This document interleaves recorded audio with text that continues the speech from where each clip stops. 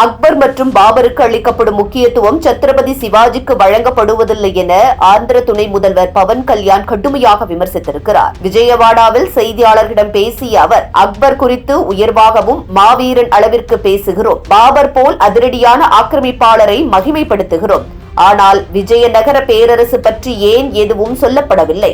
சத்ரபதி சிவாஜி தமிழ்நாட்டில் கோவில்களை காப்பாற்றிய வரலாறு ஏன் பாட புத்தகங்களில் இடம்பெறவில்லை என கேள்வி எழுப்பினார். இந்திய வரலாற்றில் முக்கியத்துவம் பெற்ற மற்ற அரசர்களுக்கு உரிய அங்கீகாரம் கிடைக்கவில்லை என ஆதங்கப்பட்டார். மேலும் இந்தியர்கள் அனைவரும் இந்த உண்மைகளை அறிய வேண்டிய அவசியம் உள்ளதாகவும் அவர் குறிப்பிட்டார். இன்றைய கல்வி கட்டமைப்பில் இந்திய மாணவர்கள் வரலாறு என்ற போது முதலில் தெரிந்து கொள்வது முகலாயர், ஆங்கிலேயர், துருக்கியர் போன்ற பிற நாட்டு ஆட்சியாளர்களை பற்றியே. ஆனால் இந்த நாட்டின் அடித்தளத்தில் பெருமிதமாக நிற்கும் பல இந்திய மன்னர்கள், வீரர்கள், தியாகிகள் மற்றும் புகழ்மிகு வீர ராணிகள் குறித்து குறைவாகவே பள்ளி பாடத்தில் இடம்பெறுகிறது என்பது கவலைக்கிடமான ஒன்று.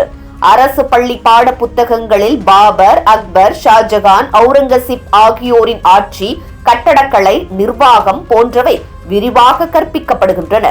ஆனால் தமிழ்நாட்டின் வீரபாண்டிய கட்டபொம்மன், மருது சகோதரர்கள், ஓடியான் கோமான், சிவாஜி, மகாராணா பிரதாப், ராணி துர்காவதி, ராணி வேலு நாச்சியார் போன்றோரின் வரலாறுகள் சிறு குறிப்புகள் அல்லது இணைப்பாக மட்டுமே இடம்பெறுகின்றன.